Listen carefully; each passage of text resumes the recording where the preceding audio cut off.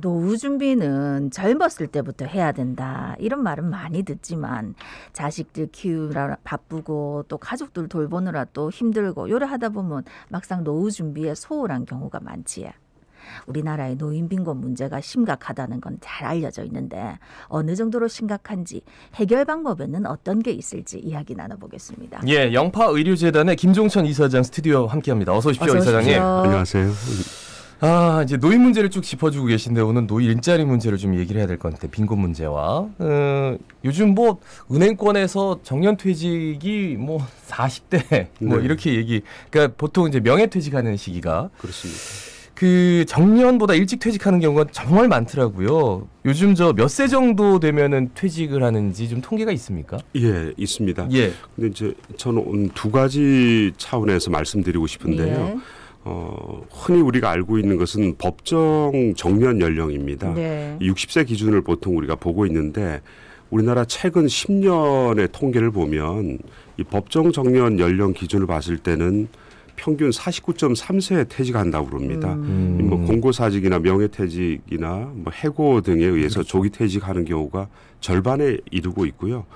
두 번째는 법적 정년이 임에도 불구하고 그 이후에도 일을 계속 하기 때문에 실질적으로 노동시장에서 은퇴하는 연령이 언젠가 봤더니 한 72.3세 정도라고 그럽니다. 이 말은 결국은 49세 조기 퇴직하고 난 이후에도 한 20여 년간 노동시장에서 잔류하면서 일을 할 수밖에 없는 상황이 우리나라의 노인 어르신들의 어떤 일자리의 상황이 네네. 아닌가 생각됩니다. 예, 50세가 채 안 됐을 때 퇴직하는 경우가 많은데 그 이후로 22년간 일은 하는데 이게 당연히 소득이 낮을 수밖에 없고 예. 굉장히 열악한 환경에서 일할 수밖에 없는 상황일 텐데 그러면 이렇게 우리가 정년을 법정으로 60세를 정해놨는데도 그 전에 이제 조기 퇴직을 하게 되면은 이게 굉장히 여러 가지로 어려운 문제가 많이 생기겠지요. 뭐 상상을 그냥 단순하게 해도 네네. 참 어려울 거라고 생각하는데 우리가 그 가계 수지 그 생애 주기의 어떤 가계 수지 적자 시점이라는 게 있습니다. 가계수지 적자 시점. 예. 네네. 그러니까 평균을 보면 61세까지는 소득이 늘어나고 지출이 비중이 적다고 그러거든요. 네네. 근데 이제 61세를 기점으로 해서 소득이 줄어들고 지출이 늘어나는 상대적으로 높아지는 시점인데 네네. 만약에 50세에 퇴직을 해버리면 10년이 먼저 빨리 오게 되는 겁니다. 그렇죠. 그럼 결국은 지출을 부담하기 위해서 대체 일자리를 찾을 수밖에 없고 한참 돈이 나가 있을 점에 수입이 중단된다면 이분들이 겪게 되는 문제는 뭐 짐작해서 충분히 이해될 수 있는 네. 부분이 아닌가 생각됩니다.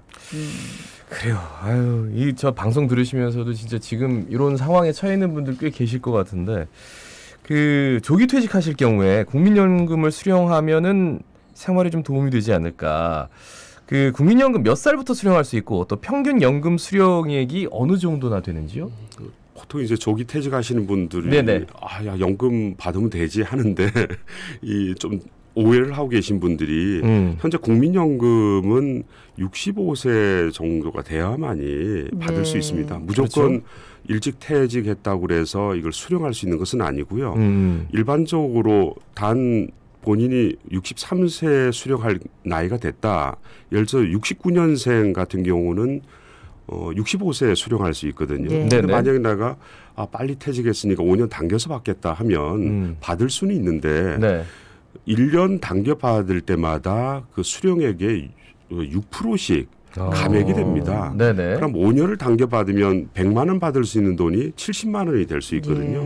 이런 어떤 불리함을 감수해서라도 받는다라면 가능은 합니다만 예. 무조건 50세 뭐 빨리 당겨 받겠다. 이것은 현재는 제도적으로 불가능한 상황이고요. 전체 국민연금 수령자의 평균 금액을 보면 한 57만 원 정도밖에 되지는 않습니다. 다 그런 건 아니고 평균 금액이지만 평균 금액이 전체 뭐 100만 원 이상 받는 분들은 전국적으로 작년 통계를 보니까 46만 명 정도 되더라고요. 네네. 하지만 평균을 봤을 때는 57만 2천 원 정도밖에 되지 않은 상황입니다. 네, 지금 뭐 물가를 생각해 봤을 때 한 달 57만 원 가지고 어떻게 살라는 말인지. 아니 그러니까 무조건 예. 일을 해야 돼요. 그러니까 그럼요. 일 안 무조건 하고 일을 해야 돼요. 도저히 살 수가 없는. 아니 뭐 예. 국민연금 탈 수도 없고 그렇습니다. 그리고 60세 넘어가지고 5년 네. 떼겨서 받는데도 그래도 그렇습니다. 뭐 네. 몇 퍼센트 7%씩이요? 6%씩. 1년에? 아나운서께서 말씀하신 게 이제 보통 퇴직하고 나서 국민연금 받는 그 소득 공백 기간이라는 게 예, 있는데 예. 네. 그 기간이 우리나라는 평균 12.5년이랍니다. 연금 나올 때까지 12.5년을 평균 다른 일을 하든지 해서 소득을 대체할 수밖에 없는 상황에 처해 있습니다. 사실은 국민연금 뭐 이런 얘기 나오면 진짜 답답하기만 합니다. 아니 그러면 이제 왜 65세 이상 국민한테 왜 기초연금이 나온다면고 요거는 어느 정도 됩니까? 예, 뭐 기초연금이나 국민연금에 대해서 국민 홍보가 많이 돼 있는 것처럼 보이지만 오해하시는 분이 많으시는데 네. 65세만 되면 이게 기초연금을 받으실 수 있을 거라고 생각하세요. 다 받는 줄 알죠. 네, 기초니까. 네, 그렇습니다. 예. 기본되는 소득을 보장해 주는 줄 알고 계시는데 65세 이상 노인을 대상으로 하지만 일정 소득 인정액 이하인 분에게만 해당됩니다. 그래서 올해 기준으로 봤을 때 부부일 경우에는 그 소득 인정액이 323만 원 정도가 안 되는 분의 하나고요. 네네. 혼자 사시는 단독 가구일 경우는 202만 원 정도 이하인 경우에만 이 기초연금을 지급을 해드립니다. 예. 뭐 금액을 보면 단독일 경우에는 올해 기준으로 한 32만 2천 원, 부부일 경우는 한 51만 5천 원 총 넘는 금액을 수령하실 수는 있습니다. 예.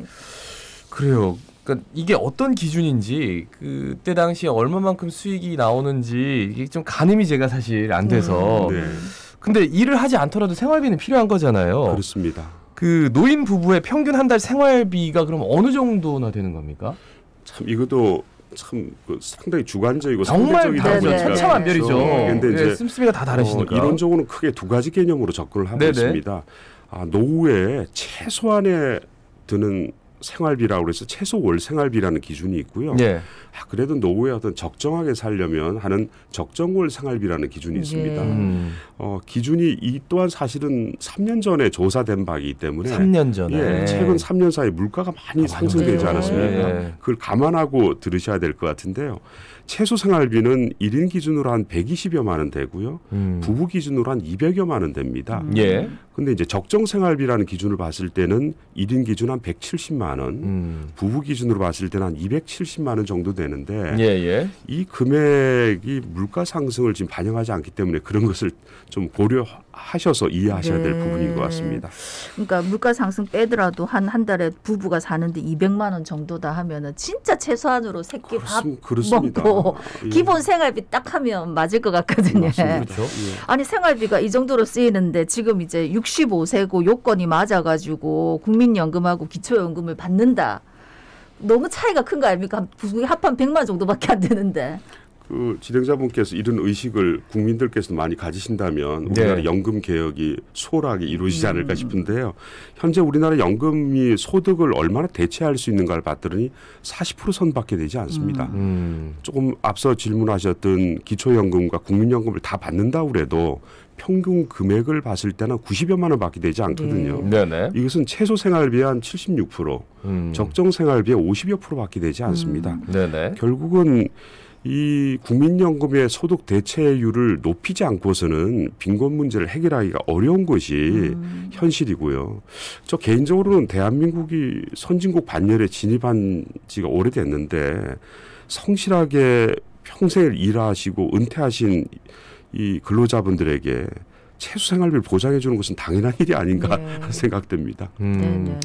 그런데 이렇게 턱없이 부족하고 그러면 당연히 빈곤 문제가 나올 수밖에 없습니다. 그렇습니다. 이런 구조라면 네. 어느 정도로 심각합니까? 참 우리가 1위 하면 좋아하시지만 예, 빈곤율이 노인 빈곤율이 OECD의 1위입니다. 예. 1위도 그냥 1위가 아니고요. OECD 평균 빈곤율이 한 20여 % 되는데요. 우리나라 노인 그 빈곤율은 40%가 넘습니다. 결국은 OECD 국가 평균보다 2배가 높은 빈곤을 지금 겪고 있고요. 네네. 또 이제 가슴에 와닿지 않으실 수 있는데 경제활동 인구에 해당되는 18세에서부터 65세 분들의 빈곤율이 한 10% 정도로 통계로 집계되고 있거든요. 근데 66세 이상 노인의 빈곤율은 40%를 넘습니다. 결국 10명 중에 4명은 빈곤 생활을 하고 계신다는 뜻이거든요. 네네. 이것은 사실 그 OECD 국가의 평균을 보면 그 GDP의 8%를 연금에 지출을 하고 있는데 우리나라는 3%도 지출하지 않고 있습니다. 예. 결국은 뭐 해결 방법은 간단하죠. 연금 지출액을 늘려서 소득 대체율을 높인다라면은 우리나라 노인 빈곤 문제를 상당히 해결할 수 있지 않나라고 생각됩니다.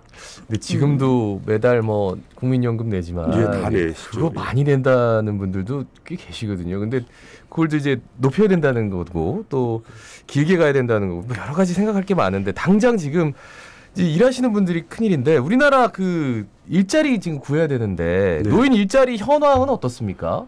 작년 연말에 좀 뜨거운 감자처럼 많이 이슈가 됐었는데요. 네. 민간에서도 뭐 제공하는 일자리도 있지만 국가가 노인복지 정책이나 고용 정책 일환으로 내놓는 일자리는 한 세 가지로 볼 수 있을 것 같습니다. 네네. 첫 번째가 이제 공공형의 일자리고요. 두 번째가 사회 서비스형의 일자리고 세 번째가 이제 민간 시장형의 일자리인데 네네. 올해 계획은 한 90여만 개 정도의 노인 일자리가 제공될 계획입니다.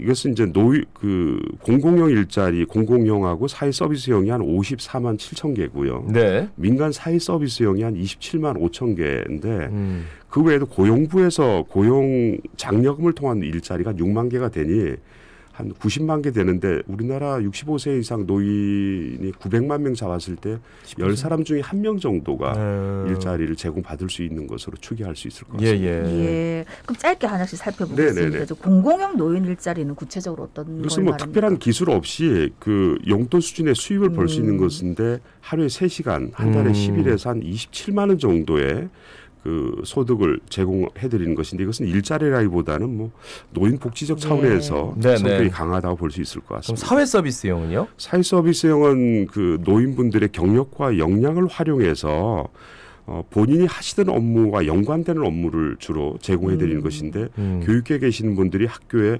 스쿨존에서 교통정리를 하신다든지 교육지원을 하신다든지 행정 업무를 하시는 분들이 공공행정기관에 업무를 지원하는. 근데 이것은 하루 3시간에서 20일까지 할 수 있기 때문에 또 주휴수당까지 제공합니다. 그러면 한 달에 한 70만 원 정도 넘게 제공받으실 수 있습니다. 그러니까 민간형 노인 일자리도 빨리 설명해 주세요. 민간형 일자리는 이건 민간이 주도로 하고 정부가 지원하는 그런 형태의 일자리입니다. 그래서 소규모의 어떤 그 매장, 그 편의점이라든지 세탁소, 카페 이런데 일을 할 수 있는 정말 순수한 일자리라고 보시면 되고 정부가 기업에다가 지원하는 일자리이기 때문에 올해 정부가 이 일자리를 많이 늘려나가고 있습니다. 예. 그러니까 우리나라의 경우에 이제 사실 아까 말씀드렸지만 일자리가 필요한 노인분들이 많은데 일단은 일자리 구하기 힘들고 방금 3가지 소개해 주셨지만 또 임금이 좀 낮은 일자리가 많기 때문에 어떤 대책이 있어야 된다고 보십니까? 대책은 문제점이라기보다는 대책은 지금 현재 노인 일자리에 참여하시는 노인분들의 평균 연령대가 70세가 다 넘습니다. 이런 분들은 어떤 전문성을 요구하기보다는 어떤 봉사형이나 공익적 일자리를 제공하는 게 저는 더 바람직하다고 생각하고요. 60대 분들은 본인의 어떤 전문성을 연계시켜서 할 수 있는 일자리를 창출하는데 새로운 일자리를 창출한다는 건 한계가 있습니다. 그래서 기존 직장에서 재고용이나 고용을 정년을 연장해서 일을 할 수 있도록 하고 그에 대한 정부가 지원하는 이런 형태의 일자리를 늘어나가는 것이 보다 합리적일 것 같습니다. 그러게요. 지금 분명히 말씀을 드렸지만 뭐 노인 일자리라고 굉장히 많은 얘기들 몇만 개라고 했지만 실제로 받는 액수를 보면은 정말 터무니없는 그렇습니다. 임금이어가지고 그래서 정말 그 민간에서 근데 이것도 사회적인 또 합의가 필요한 부분이거든요. 맞습니다. 정년 연장은 특히나 더. 참 할 일이 많네요. 마지막으로 부산 시민들께 한 말씀 남겨주신다면요. 어떤 말씀 해주시겠습니까? 그 노후 준비의 어떤 가장 강력한 수단이 국민 여러분들께서도 국민연금이라고 생각하십니다. 그런데 아직까지 연금 가입자 3사람 중에 1사람은 가입을 하지 않고 있거든요. 특히 여성이 평균 수명이 남성보다 긴데 여성의 가입률이 남성보다 10%가 낮습니다. 결국은 이대로 가다 보면 노인의 빈곤 문제가 더 악화될 수가 있기 때문에 가입을 주저하지 마시기 바라고요. 은퇴 후에도 재취업을 원하는 직장인들이 60%가 넘는 만큼 은퇴 후 안정된 삶을 위해서는 지속적인 일을 통해서 안정된 소득이 보장되어야만이 노후가 준비가 잘 되지 않나 싶습니다. 예. 예. 아, 참 여러 가지를 생각하게 하는 오늘입니다. 특히나 더. 그러니까 이사장님 나오시면 이렇게 얘기 들으면 아, 노후 준비 생각해야지. 근데 또 까먹고 있다가 또 얘기 들으면 하십시오. 아, 근데 노후 준비도 그 쉬운 게 아니더라고요. 그러면 예, 다달이 뭐 지금, 들어오는 돈이 뻔한데 아이들 키우고 빠듯한데 아휴. 말씀 잘 들었습니다. 네, 고맙습니다. 영파 의료재단의 김종천 이사장이었습니다. 예, 오늘은 또 방송하면서 숙제를 하나 던져드린 것 같아요. 그런데 이거 우리가 꼭 풀어야 되는, 해결해야 되는 그러니까요. 숙제니까 오늘 또 가족